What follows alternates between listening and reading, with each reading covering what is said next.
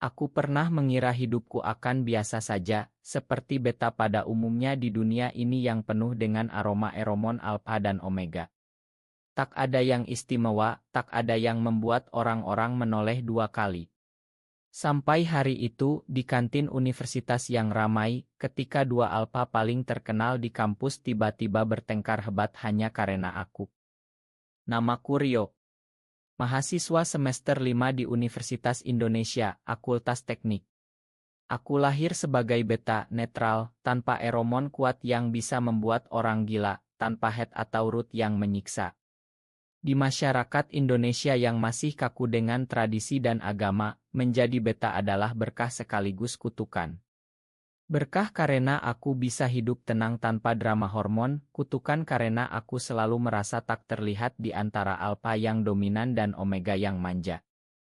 Hari itu adalah hari biasa di akhir musim hujan. Langit Jakarta cerah, tapi udara masih lembab. Aku duduk sendirian di pojok kantin fakultas, seperti biasa, menyantap nasi goreng spesial sambil scroll timeline Instagram. Kantin UI Depok selalu ramai siang hari, suara tawa mahasiswa, aroma gorengan, dan deru motor dari parkiran. Aku suka tempat ini karena anonim. Tak ada yang peduli pada beta seperti aku. Tapi tiba-tiba aroma itu datang. Kuat campuran kayu cendana dan rempah-rempah yang membuat hidungku bergetar. Itu eromon alfa, bukan sembarang alfa. Aku mengangkat kepala, dan di sana ada Arga, kapten tim basket kampus. Tinggi berotot, kulit sawo matang khas Jawa, senyumnya selalu membuat gadis-gadis omega berkerumun. Dia alfa sejati, dominan tapi ramah pada semua orang. Rio, boleh duduk di sini, tanyanya sambil sudah menarik kursi di depanku. Suaranya dalam, membuat jantungku berdegup sedikit lebih cepat, meski beta sepertiku seharusnya kebal. Tentu gak, jawabku santai, berusaha tak terganggu aroma itu. Arga sering begini akhir-akhir ini. Sejak kami satu kelompok proyek mata kuliah struktur bangunan, dia semakin sering mendekat. Katanya hanya ingin diskusi tugas, tapi tatapannya selalu lebih lama dari seharusnya. Kami ngobrol ringan. Tentang dosen yang galak, tentang pertandingan basket minggu depan. Tapi tiba-tiba aroma lain menyusup, lebih tajam, seperti kopi hitam dan mint segar. Itu eromon yang berbeda, lebih intens. Arga, lo lagi ngapain di sini? Suara itu dingin, tegas. Aku menoleh, dan di sana berdiri Dimas, presiden BEM Fakultas, alfa lain yang tak kalah populer. Rambutnya hitam pendek, matanya tajam, tubuhnya atletis dari latihan taekwondo. Dimas dan Arga selalu bersaing, di akademik, di organisasi, di segalanya. Arga tersenyum tipis, tapi ada ketegangan di bahunya. Ngobrol sama teman, Mas. Ada masalah. Dimas tak menjawab Arga.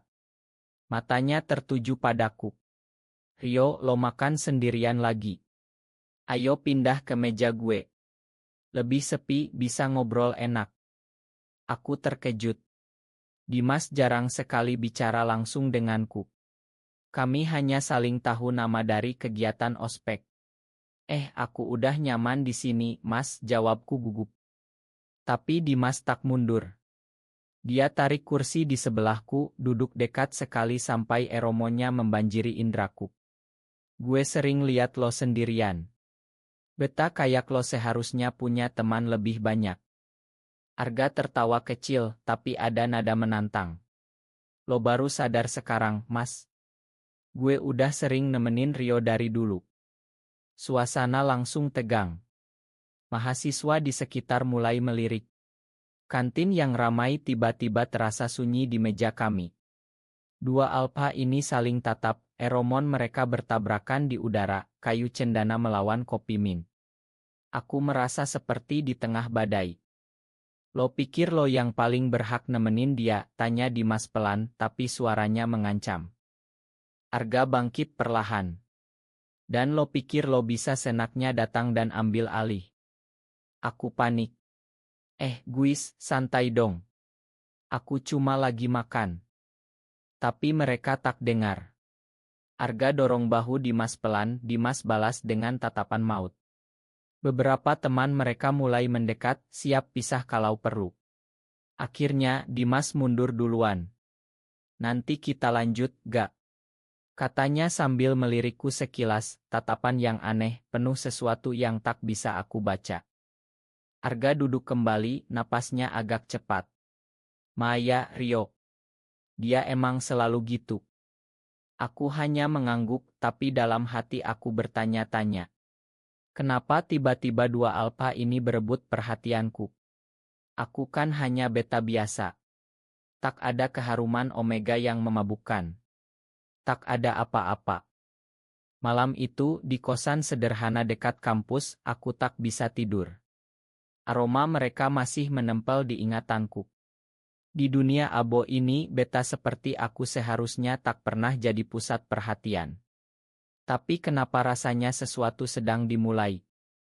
Keesokan harinya, kampus terasa berbeda. Gosip sudah menyebar cepat tentang pertengkaran Arga dan Dimas di kantin karena seorang beta. Aku jadi bahan obrolan.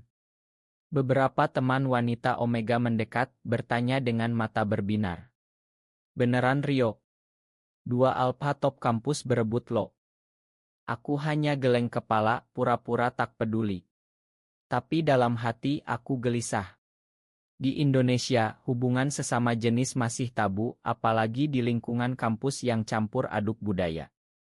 Keluargaku di Bandung konserati, ayahku ustaz kecil di masjid kampung. Kalau tahu anaknya terlibat drama seperti ini, entah apa yang terjadi. Pagi itu, Arga menungguku di depan gedung kuliah. Dia bawa 2 gelas kopi susu. Buat lo, katanya sambil tersenyum malu-malu. Langka sekali Arga seperti ini, biasanya dia percaya diri banget. Terima kasih, Gak. Aku ambil kopinya, tangan kami bersentuhan sebentar. Eromonnya lagi-lagi membuatku pusing ringan. Kami jalan bareng ke kelas.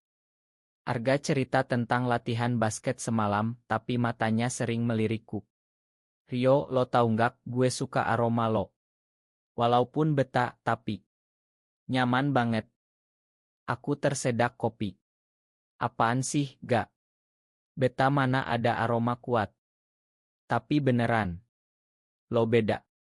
Tenangin gue. Obrolan itu terpotong ketika Dimas muncul dari belakang. Pagi, Rio. Suaranya datar, tapi tatapannya ke Arga penuh peringatan. Arga langsung tegang. Lagi-lagi lo, Mas. Dimas abaikan Arga. Dia sodorkan last disk. Ini materi kuliah kemarin yang lo minta. Gue copiin. Aku ingat memang sempat chat Dimas minta catatan, tapi tak kusangka dia antar langsung. Makasih banget, Mas Dimas. Dimas tersenyum tipis, senyum yang jarang dia tunjukkan ke orang lain. Kapan-kapan gue ajarin langsung kalau lo mau. Arga mendengus. Lo pikir Rio butuh bantuan lo? Pertengkaran kecil lagi hampir meledak, tapi bel masuk kuliah menyelamatkan. Sepanjang hari, mereka berdua seperti bayangan. Arga jemput aku ke kantin lagi, Dimas tiba-tiba muncul di perpustakaan saat aku belajar. Malamnya, aku pulang ke kos dengan pikiran kacau. Aku telepon sahabatku Ajar beta lain yang sudah seperti saudara. Jar, gue lagi bingung. Arga sama Dimas tiba-tiba deket banget sama gue. Ajar tertawa di telepon. Wah, jackpot dong. Dua alpha ganteng berebut beta polos kayak lo. Tapi gue takut, Jar. Kalau ini beneran. Di sini kan masih banyak yang gak terima. Ajar diam sebentar. Lo suka yang mana? Aku terdiam. Arga hangat, seperti matahari. Dimas dingin tapi peduli dalam diam keduanya membuatku merasa dilihat untuk pertama kali. Beberapa minggu berlalu, persaingan mereka semakin nyata. Arga ajak aku nonton pertandingan basketnya, duduk di bangku IP. Setelah menang, dia peluk aku di depan semua orang, peluk persahabatan, katanya, tapi eromonnya membanjiri. Dimas balas dengan undang aku ke acara BEM, diskusi tentang isu sosial di kampus. Dia bicara di panggung dengan penuh semangat, tapi sering melirikku di barisan depan. Suatu hari, di rooftop akultas saat senja, Arga akhirnya bicara belak-belakan. Rio, gue suka lo. Bukan sebagai teman. Gue tahu lo beta, tapi gue nggak peduli.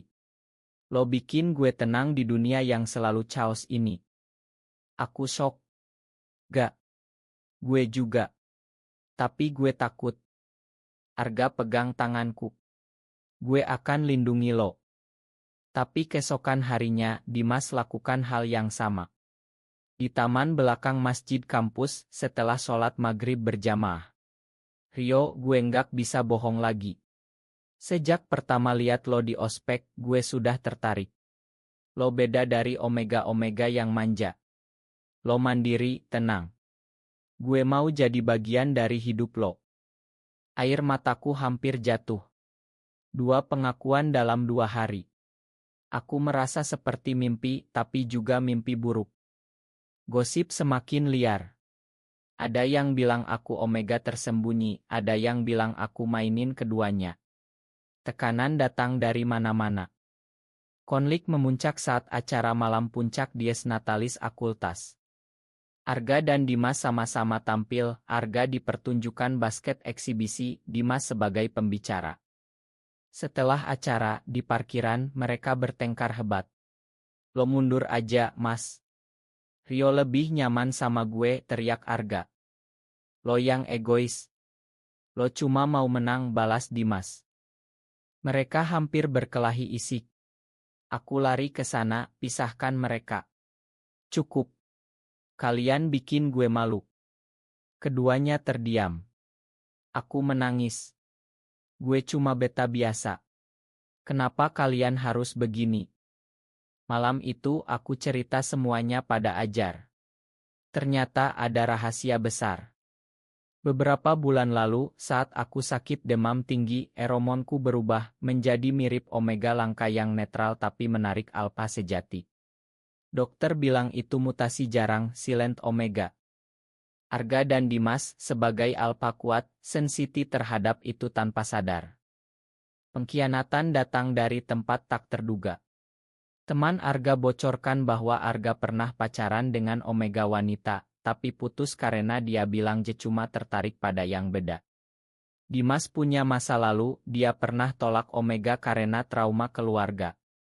Aku merasa dikhianati. Mereka mendekatiku karena eromon anehku, bukan karena aku apa adanya. Aku menghindar dari keduanya. Hidup kembali sepi, tapi menyakitkan. Suatu hari, keduanya datang ke kosanku bareng. Rio, makan kami, kata Arga. Dimas lanjut, kami salah. Awalnya memang eromon lo yang tarik kami. Tapi sekarang, kami benar-benar cinta pada lo sebagai Rio.